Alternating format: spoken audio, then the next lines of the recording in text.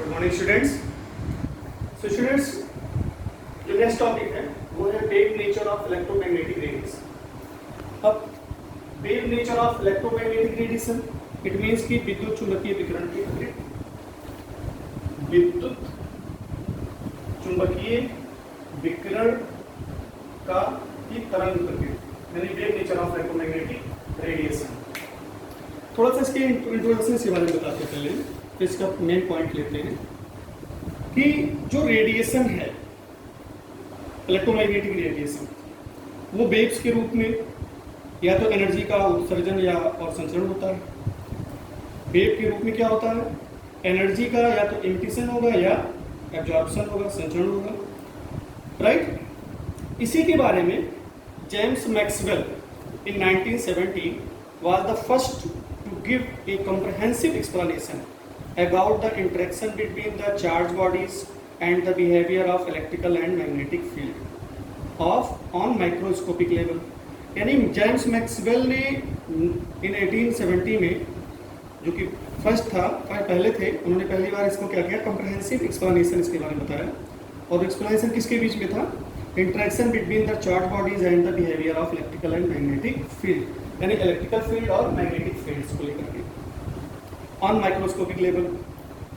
He suggested that when electrically charged particle moves under acceleration, alternating electrical and magnetic field are produced and transmitted. These fields are transmitted in the form of waves called electromagnetic waves, और इसी को हम दूसरा क्या कहते हैं, electromagnetic radiation. It means कि James Maxwell ने 1870 में ये बताया कि जो visual light electric magnetic waves से बना है, यानी विजिबल लाइट जो है वो इलेक्ट्रिक मैग्नेटिक वेव से बना होता है। इलेक्ट्रोमैग्नेटिक वेव्स वह होती हैं जिनमें जो क्या होगा कि जिसमें एक्सीलरेशन होगा, मोमेंटम होगा, ये कहें कि दोलायमान विद्युत और चुंबकीय क्षेत्र में होते हैं, मूव करते हैं। और वो मूव कहाँ करते हैं, इलेक्ट्रिक एंड मैग्नेटिक एरियाज में, फील्ड में। यानी इन दोनों कंपोनेंट्स एरियाज की वेवलेंथ और फ्रीक्वेंसी एक समान होती है, राइट। और वे एक दूसरे के परपेंडिकुलर और इलेक्ट्रोमैग्नेटिक रेडिएशन के संचरण की दिशा के परपेंडिकुलर तलों में गति करते हैं, ठीक। ये जो आपका एनसीईआरटी बुक्स में आप पेज नंबर 34 या फिगर नंबर 2.6 को देखेंगे, तो उस पर आप देखें पेज नंबर 34 पे 2.6 फिगर। तो इसमें डायरेक्शन ऑफ प्रोपेगेशन एक तरफ दिखाया गया है इलेक्ट्रिक फील्ड कंपोनेंट्स, और दूसरा दिखाया गया है मैग्नेटिक फील्ड कंपोनेंट्स। यानी दो तरह की फील्ड है, इलेक्ट्रिक फील्ड कंपोनेंट्स और मैग्नेटिक फील्ड कंपोनेंट्स। क्लियर। अब वैक्यूम में सभी प्रकार के जो इलेक्ट्रिक मैग्नेटिक रेडिएशन होता है, चाहे उनकी कुछ भी वेवलेंथ हो, वो एक समान गति, एक समान का मतलब यानी 3.3 इंटू 10⁸ मीटर पर सेकेंड, जो कि लाइट की चाल है, लाइट की स्पीड है, उसकी वैल्यू है ये। इसे किससे शो करते हैं, सी से। क्लियर। इसी से चलते हैं। इट मीन्स कि वैक्यूम में सभी प्रकार के जो इलेक्ट्रिक मैग्नेटिक रेडिएशन होता है, चाहे उनकी वेवलेंथ कुछ भी हो, वो एक समान गति से अर्थात 3 इंटू 10⁸ मीटर पर सेकेंड से चलते हैं। इसी गति को हम क्या कहते हैं, प्रकाश की गति कहते हैं या लाइट ऑफ मोशन कहते हैं। इसकी वैल्यू कितनी है, 3 इंटू 10⁸ मीटर पर सेकेंड। किससे शो करते हैं, सी से। यानी सी की वैल्यू क्या है, 3 इंटू 10⁸ मीटर पर सेकेंड। इसी स्पीड को प्रकाश की स्पीड कहते हैं, यानी लाइट ऑफ स्पीड कहते हैं, ठीक। क्लियर। तो रेडिएशन की जो फ्रीक्वेंसी है v, जो कि वेव्स की वह संख्या है या नंबर ऑफ वेव्स वह है जो किसी भी पॉइंट से प्रति सेकंड गुजरती है। यानी रेडिएशन की फ्रीक्वेंसी को किससे शो करते हैं, v से। ये क्या है, फ्रीक्वेंसी, राइट।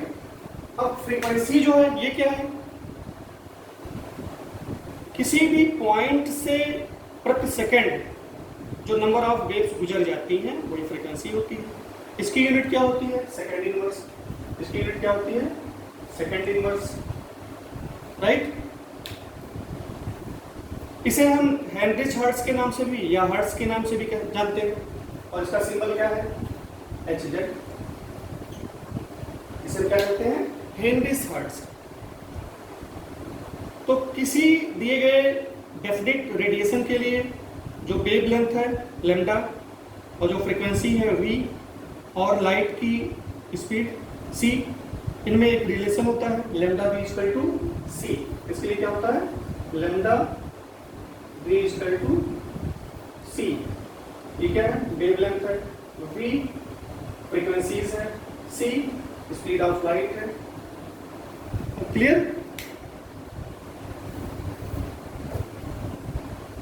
अब Maxwell was again the first to reveal that light waves are associated with oscillating electric and magnetic characters. तो electromagnetic waves motion is complex in nature। वास्तव में electromagnetic wave motions कैसे होते हैं? complex nature में होते हैं। तो अगर इनकी प्रॉपर्टीज के बारे में हम डिस्कस करें तो प्रॉपर्टीज, जो फर्स्ट प्रॉपर्टीज है, the oscillating electric and magnetic fields produced by oscillating charged particles are perpendicular to the direction of propagation of the wave।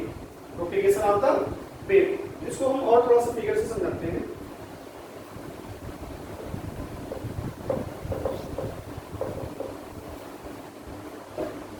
तो फिगर्स में आपके बना हुआ है,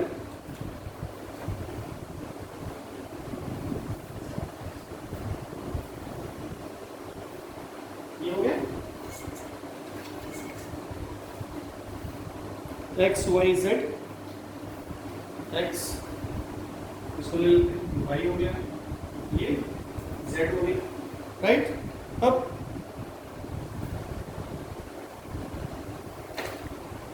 इस तरह से इसको शो कर दें और दूसरे कैसे शो कर दें? यहां से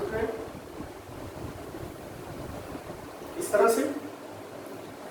तो जो लोअर में है वो मैग्नेटिक फील्ड कंपोनेंट्स है, यानी ये कैसा है? मैग्नेटिक फील्ड कंपोनेंट्स, और ये कैसा है आपका? Electric field components. और ये आपका क्या है? Propagation, right. तो दो चीजें हैं, ऑसिलेटिंग हो रही है इसमें।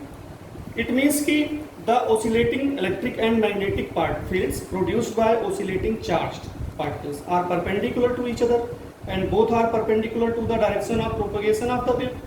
तो propagation डायरेक्शन कौन है? ये आपका propagation डायरेक्शन हो गया, राइट। ये आपका कौन सा हो गया? Electric field. ये कैसा हो गया? Magnetic field. क्लियर?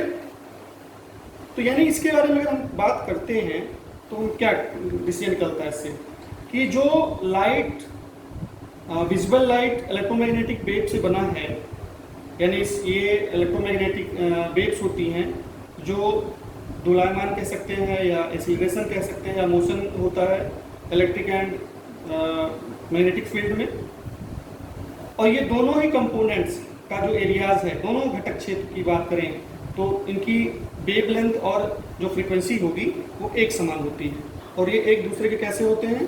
परपेंडिकुलर होते हैं, और ये इलेक्ट्रोमैग्नेटिक रेडिएशन के संचरण की दिशा के लंबवत तलों में गति करते हैं।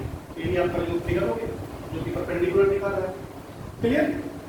सेकेंड पॉइंट की बात करें तो अनलाइक साउंड वेव्स, अब साउंड वेव हो गया या वाटर वेव्स हो गया या इलेक्ट्रोमैग्नेटिक वेव्स हो गया, do not require medium and can move in vacuum. यानी इनके लिए क्या है? डू नॉट रिक्वायर मीडियम, किसी भी तरह की मीडियम की आवश्यकता नहीं है, और ये मूव कर सकते हैं कहाँ? वैक्यूम में, निर्वात में। क्लियर? राइट। तो ये आपका सेकेंड पॉइंट हो गया। थर्ड पॉइंट की बात करें, it is now well established that there are many types of electromagnetic radiation. तो बहुत सारे इलेक्ट्रोमैग्नेटिक रेडिएशंस हैं, उनकी टाइप्स हैं, which differ from one another in wavelength, जो कि एक दूसरे से डिफरेंट होते हैं। में थोड़ी सी डिफरेंस होती है। इन वेवलेंथ यानी frequencies, these constitute what is called electromagnetic spectrum. इसी को हम क्या कहते हैं? इलेक्ट्रोमैग्नेटिक स्पेक्ट्रम कहते हैं, right. Different region of the spectrum are identified by different names.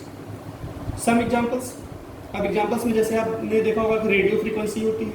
Radio frequency का रीजियंस अराउंड कितना होता है? 10.6 हर्ट्ज।